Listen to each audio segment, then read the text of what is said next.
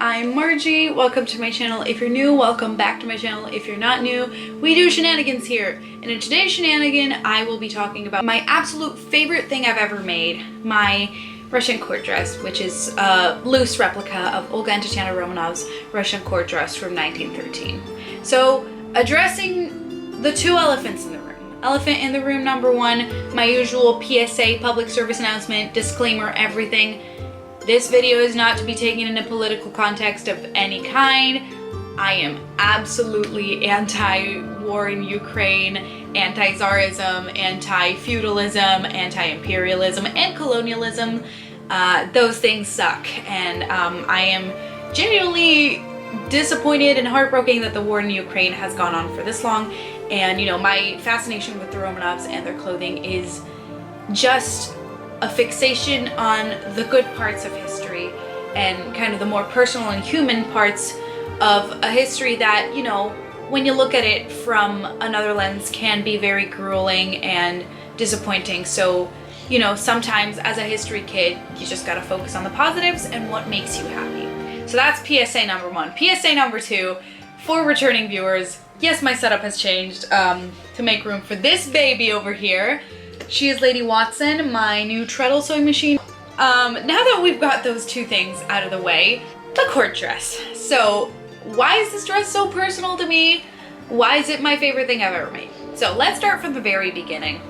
I was about 13 or 14 years old and I was starting to really dig deep into my Romanov, not phase, because this ain't no phase. I was really starting to dig deep into this fascination that I had for the Romanovs, and together with the fascination for their stories, I began developing a very tangible fascination for their, you know, appearance as well, not physically as much as the clothing they were wearing and how well it fit and how beautiful it was and how just classy and elegant it made them look, but also relaxed in a lot of ways, in a lot of informal pictures. And so I was very fascinated by that, but my jaw absolutely dropped to the ground when I saw Olga and Tatiana Romanov's formal shoot from 1913. And I saw the court dress and I was like, oh my god. I mean, it was the most beautiful dress I'd ever seen. To this day, it is the most beautiful dress I have ever seen. Because if you look at all the other court dresses, they're velvet, jewel tones, with beautiful, stunning, like metalwork, embroidery, and beading. And you just look at them and you're like, wow. And then you take a look at Olga and Tatiana's dresses. White and pink. That's it. That's the color scheme. And they're so simple, yet so regal and stunning.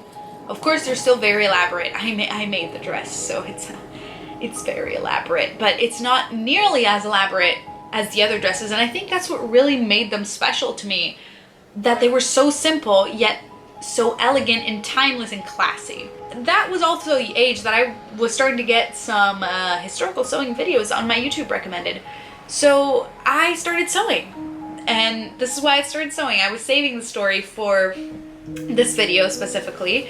I just remember very specifically sitting on my bed and watching a video about, I don't know, a costumer, I can't remember which one, saying, just start doing it, make your dream dress. And I thought, okay, you know what, I'm gonna do it. And so I started sewing my 1910s combinations and my corset, which is an 1890s corset for the silhouette. The silhouette is not 1910s at all, it's just an 1890s silhouette. And then I pushed this project aside because I realized I was way too much of a beginner to pursue it. Now, the other reason why this dress is so personal to me is, well, more sentimental and personal, and is because ever since I started manifesting my interest for the Romanovs in school environments and social environments, I was bullied about it. Some of the bullying was lighter teasing and some of the bullying was not so light. I was always told that I couldn't dress like a Romanov, or I was weird for doing it, or I was very much made to feel like I was out of place all the time. And up until the end of high school, this was like 5 years of constant tagging me as the Romanov girl. It was like my only personality trait to a lot of people. Of course, not my friends. And so, you know, when I decided to make this dress. After my 11th grade prom night, I decided to make this dress, and I thought, okay, I'm gonna make the court dress for my prom next year because I want all that attention, that negative attention that I get in the classroom, that I get in the hallways when someone points out my outfit or someone points out something in history class about the Romanovs and makes a not very funny joke about, you know, the PowerPoint presentation that I gave 5 years ago and just reduces me to that. All that negative attention, I'm gonna take it and I'm gonna turn it into positive attention because I'm gonna take this kind of box of negativity and bullying and turn it into something that I can claim and that I can be proud of and that makes me feel good about my body, about my appearance, about myself as a person. And that's what I did. I wore that dress proudly to senior prom, and it was one of the best decisions I've ever made. I've never felt so beautiful and I've never felt so dang confident. So to anyone who is, you know, into history bounding or just dressing eccentrically or history or just nerdy, if you're being bullied or teased, just please don't listen to them. Those people really need to get a life. You have a life, evidently, because, I mean, look at you. You're doing great. Just trust me. Thick skin builds, and mine is not completely built yet, but it's taken years for me to get to where I am now. And this dress was extremely helpful in doing so because since I sewed that dress, I started making eye-catching and just generally extra things that I want to make and not worrying about, I don't know, the length of my hemlines and how it will be perceived by the people around me. I just sew it because I want to. So, in this video, I will be showing you how the dress was constructed by showing you the finished product, just because the old footage was very jumbled and I really couldn't bring myself to edit it all. And I'm gonna give you some historical context and sources, and yeah, I really hope you enjoy this video. Alright, sources time. We're gonna be quick with this one because it's not that many. Obviously, all of these are gonna be linked in the description. So, this first source, I cannot find it anymore, anywhere on the internet. So if anyone would be so kind as to, you know where it is, just please put it in the comments if anyone else is interested. So this is, I believe, from the Alexander Palace blog or forum. And this was my main helper in this project because there are notes underneath the pictures of the extant garments, because we do still have the extant garments in existence to this day, and they're being, kept in a museum, as they should. And so, first of all, it tells me incredible amount of information about these dresses. First of all, that they were made in the St. Petersburg workshop of believe Olga and Bolbenkova, and it's telling me another vital piece of information that I did not know before I started looking at these sources, that it's 3 pieces: bodice, skirt, train. So it has a detachable train. And it says white satin. Now, with a little bit of digging, I could understand that that was not just slippery satin, but if it wasn't slippery satin, it couldn't be taffeta. So I digged deeper into, the fabric world, and I discovered that it was Duchess satin. So that is what I ended up using. Then it has another very, very, very important clue, which is open bodice. I have tried to figure out for years how to get into the damn dress. And just reading this, I saved this when I was about 14. I came back to it at 17. And with a lot of years of sewing experience behind me, and as soon as it said open bodice, everything clicked in my brain. It was like, so I realized how to make it close. Then it just describes it that it has a large oval décolletage with pointed lower front, long sleeves, folded back with partially exposed armholes, so that also gave me an idea of how the sleeves were constructed. Bell-shaped skirt, which was extremely important in confirming my suspicion that this is in fact a very 1890s silhouette and that I didn't have to go for a 1910s pattern. Folds at the back of the skirt. Then detachable train at waist with soft folds at the back. Now we don't have any back pictures. The only pictures we have of these dresses are front pictures and side pictures, and we don't have the pictures of these dresses deconstructed, which we do have of some other court dresses. So this was really helpful in kind of showing me, if you will, the back of them. And then it said kokoshnik, I'm sorry if I butchered that, headdress of pink velvet, so I knew to buy my headdress of pink velvet. This was also pretty helpful, this source, in I read off the description for Olga's dress, and this also gave me measurements for some of these pieces. It just gave me the lengths. So bodice, the length of Olga's bodice is 35 centimeters, 138 centimeters for the skirt, and 262 centimeters for the train. Now Tatiana's, the bodice was 31, the skirt was 140 centimeter, and the train was 267. Now this fits because we know Tatiana was a little bit taller than Olga, but the interesting thing about this is that Tatiana's bodice is shorter, which probably means she was short-waisted, and Olga was more long-waisted. These are like the really interesting little details. Now, this was also really helpful in telling these two dresses apart because Olga and Tatiana wear them interchangeably in the photo shoots, which really didn't help figuring out whose dress was whose, but thankfully this article did indeed confirm that Tatiana's dress was the one with the lace. It also says that artificial flowers were, you know, and this also said something very interesting just about Tatiana's dress, that the lace was matching the color of the dress, but most importantly is that Tatiana's dress has the mark TN embroidered on the waist in pink silk, indicating that this dress belonged to Grand Duchess Tatiana Nikolaevna. Wow. Why just Tatiana's and not Olga's? Anyway, I decided to adapt that to my dress, and so my dress has my initial embroidered on it, as well as 2023. This second source is Alexandra Palace forum blog post that I could trace back, and so this will be linked in the description, but basically I'll just give you some background on these dresses. The bodices were tightly boned. The women of the court began referring to dressing in court attire as putting on the armor, which I can confirm.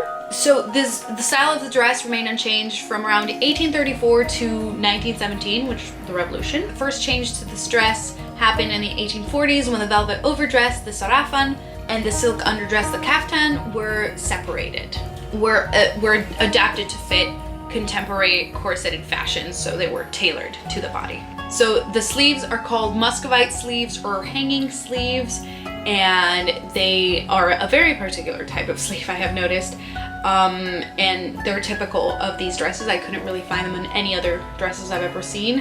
And these dresses took anywhere from 6 to 8 months to complete. Sometimes the panels with the embroidery were pre-embroidered and a lady could come and choose them.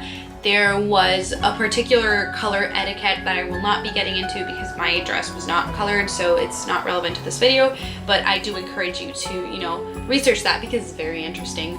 The dresses were actually returned for repairs and alterations to the original workshop that made them, and they were also sent to be cleaned to those workshops, which signified that these dresses were, like, you did not want to deal with repair or cleaning by yourself. And finally, a little bit of context on the actual workshop that made Olga and Tatiana's dresses. Olga Nikolaevna Bulbenkova's workshop ran from 1835 to 1918. It was a fashion house in St. Petersburg, which survived until 1917 impressively, and it was known as Madame Olga's. The house was popular for its court gowns, and the gold and silver embroidery was executed for Madame Olga by the workshops of I.L. Vasilev at the Yekaterinsky Canal. I am so sorry, I am butchering this. In the early 1900s, Olga's niece took over the management of the house, and then, you know, the revolution broke out. So these are the sources. There are also some really good books, particularly Russian Splendor, I believe it's called. I could not get my hands on that book for an affordable price. It would have cost around 70 euros without shipping. I couldn't find it on eBay, couldn't find it on Amazon, Etsy, anywhere. So if you can get your hands on that, congratulations, I admire you.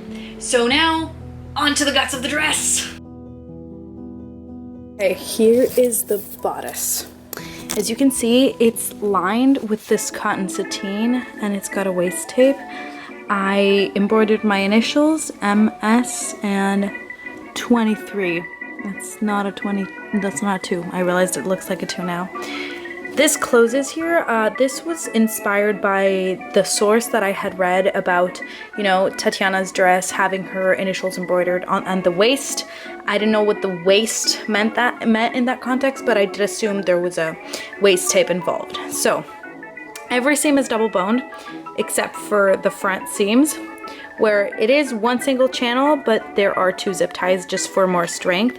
So 2 zip ties, and here 1 on each side. Same here, same here, same here, and all around, just to make it a very corseted bodice. The bodice itself doesn't do any waist reduction, but it just facilitates, you know, how smooth it is and how tight it is to the body. Then there are these little eyes over here that hook onto the train. These are just to make sure that this doesn't slip away from the train. So this is all the inside. Obviously it's been hand felled by me. Now, how this dress closes, it took me years to realize, but I finally figured out that it laced up in the front. My source were some Met Museum images, which are unfortunately copyrighted, but I will leave the link for you down below in the description. So you can see the lacing peeking out from the pink ribbon, so that is what I did. I made these really small eyelets for spiral lacing, and you have to sew yourself into this bodice. The lacing is not satin, it's just some cotton bias that I had around. I don't even think it's bias, I think it's just like cotton cord. So that is how it closes, and you just tuck it in, and as you will see later on with the underskirt, there's a whole mechanism of little holes and little loops that this string has to feed through to have the bodice and skirt to be attached. Now, this bodice is piped at the bottom and in the cap sleeves here, because that is where the piping was in the original bodice. This lace has been, I believe, I can't even remember how I stitched this, gosh. Okay, it was stitched to the edge of this piece before the piece was stitched to the rest of the bodice, and then the rest of the lace was hand ruffled, hand pleated, and very lightly back stitched to the bodice. It took me quite a long time. Meanwhile, it's pretty wrinkly when it's flat, but just because it's meant to curve over my body, this lace has just been laid over the main fabric, and it looks beautiful. I am so happy with this finish. Now on the back, it's pretty simple. It doesn't really have any ornamentation, but lace just is pleated and falls on this so gracefully. The sleeves, typical Russian court dress hanging sleeves, quite a headache for me to figure out. Now they have this certain type of pleating. It's knife pleats here on the sides of the sleeves and on the back, never on the front. I have gathered that information from, you know, looking at originals and the pictures of the Romanov sisters. Well, there is one pleat on the front, but it's usually around 3 to 4 pleats per sleeve, so I think I did 3. Now the sleeves, the hanging sleeves, are longer than the arm. I lined them with some, I believe this is vintage silk lining that I had on hand. My grandmother actually gifted this silk lining to me as she did the cotton sateen inside of here. So I lined these with the lining because it would be visible, unlike the bodice. Now this lace was just stitched on by hand. As you can see here from the inside, I loosely tacked it just because it didn't have to take much strain. Around the end of the sleeve, oh, I think this sleeve broke loose. Yes, it did. This sleeve broke loose, but it's supposed to be sewn over here like it is in this sleeve. As you can see here, this is sewn together and this is also sewn together. For some reason, this sleeve came loose. It didn't come loose here, but it came loose at the corner, so I'll have to figure that out. So the cap part, this was very interesting because at first I thought there was only one layer of lace and it was, you know, this layer of lace, but in reality there was a second. So I had to tack that to the cap sleeve, and that was pretty hard because of course it curves, so I had to stitch it on the top and on the bottom. So So as you can see here from the inside, it was very strenuous. It bubbled in a lot of places. And here's the piping and the pleats, so that when this is worn, the lace looks like it's doubled. And it is an absolutely, absolutely beautiful effect. So yeah, this is it for the bodice analysis. Let's move on to the underskirt. The underskirt, excuse the wrinklage, this has been in storage. Oh my god, this, so let's start from the inside, shall we? This is the dust ruffle. The dust ruffle has definitely done its job. Now it's not really a ruffle anymore, but it's just, you know, flat, but hey, you know, it's still doing its job and I don't need to replace it yet, so I'm quite content with the dust ruffle. So the back seam is on a salvage, so no finishing there, but the rest of the seams I pinked, and they are starting to fray, especially around the hem, but nothing to worry about, I'm sure. So this is it, and obviously the skirt was also lined with that silk lining that the sleeves were lined with. Now let's get to the tricky part, which is the ribbon. So first of all, 2 strips of lace were just sewn like this, you know, just laterally. I didn't really worry about tacking the center flowers down, just because, you know, gravity would help me on this one. So this ribbon, first I sewed the ribbon to the court dress, to the panel, making sure that there was a little bit of space between the lines of the lace, you know, the edges of the lace and the ribbon. And then I sewed these little pearl buttons. They're not real pearls, they're plastic. But then at the top, these are little polyester ribbon loops. This is just ribbon I had on hand that the string from the bodice feeds into, so that this part of the ribbon goes up to the bodice and is a fake closure, essentially. So the skirt has 1 front panel and 4 back panels. So we have this side panel, which is technically kind of back because this is enough seen in the front. And then the other back panel is knife pleated, and there's hook and eye closure. And this skirt doesn't really have a placket. I know, I was lazy with it and I forgot because the overskirt was gonna be over it. This skirt is, it's kind of bell-shaped because the court dress skirts are very bell-shaped 1890s style, but I didn't want to go too overboard with it because I knew this dress was going to be heavy. As the Russian courtier ladies described it, putting on the armor indeed. Let's move on to the train overskirt. It's kind of hard to see because this thing doesn't really lay flat anymore because of all the pleats and the wrinkles and whatnot. But there was this image on the Met Museum website of, which is, alas, again, copyrighted.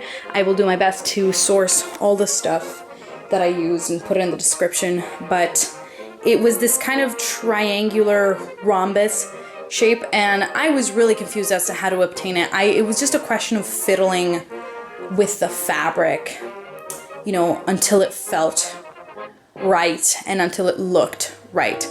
Now, dressing an elephant in the room, there's no roses. And that is because if you look, I couldn't really find a fabric that matched the lace in color. Well, let me rephrase that. I couldn't find a fabric, period, unlike, except for this one. Because I knew I wanted to be a Duchess satin. As I have stated in the sources section of this video, we know that the court dress worn by Olga and Tatiana was a Duchess satin, and I'm super happy with my fabric choice because it folds exactly the way I wanted it to. However, it's cream, it's not white. I didn't want it white, to be fair, because it would have screamed wedding dress, and since I wore it to a prom, I kind of didn't want to look like a bride. But the lace, the only lace I could find that was the right width and an affordable price, and, you know, a design that I liked, and it was enough because I needed, I think, 15 plus meters of lace. I think I ended up using about 17 meters, maybe 20, probably 17. It was white. Now it looks very good, but it's very contrasty. So I decided to go against roses because I couldn't find any fabric roses, first of all, which matched either of the colors. they were out of my budget, and also I thought this is such a simple dress, you know, the Romanov sisters dress. It's such a simple dress compared to all the other court dresses with the contrasting gold or silver embroidery. So why should I overcomplicate this dress? So I decided to depart from the historical, you know, roses thing, because the roses were the same color as the dress and the dress was the same color as the lace. And it really wasn't gonna work if I was gonna have 3 different shades of white, cream, gray, beige, whatnot, with, you know, all the elements of the dress. And to honor the simplicity of the original dress, I decided to go just, you know, white and gold, no roses. So yeah, this is why you don't see any roses. Also jumping in here real quick to say that this color scheme is not exactly as a color scheme in the original court dress. This wasn't exactly the plan. I wasn't expecting to have, you know, such a dramatically different color scheme. I was expecting the fabric to be a little bit more off-white and a little less cream. But in the end, I kind of went with it when I had to buy the ribbon, because I thought, okay, what if this dress had never been preserved? What if it had yellowed with time even more than it already did? And most importantly, what if I was one of the specters coming out of the portraits in the Once Upon a December sequence?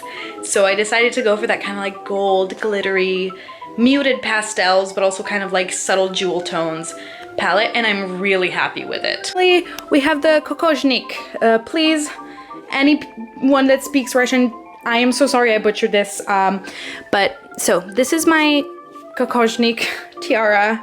It's a replica. I bought it off of Etsy. It's absolutely beautiful. I bought it in 2020. I will try to link you to the seller because this product is absolutely amazing. Just look at how the pearls are sewn on. It's amazing. So it has little elastic band here to fit your head, and the bow is wow. The bow is a masterpiece.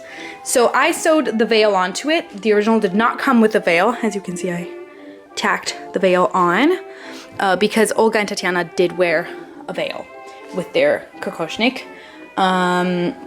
However, it's not the case with the girls' other kokoshnik, which the ones that the girls, the Romanov sisters, wear when they are younger, to be fair, they are satin and not velvet. I was specifically looking for velvet because I knew that the kokoshnik they were wearing, Olga and Tatiana, for the 1913 shoot was going to be different from the one that they would have worn as children.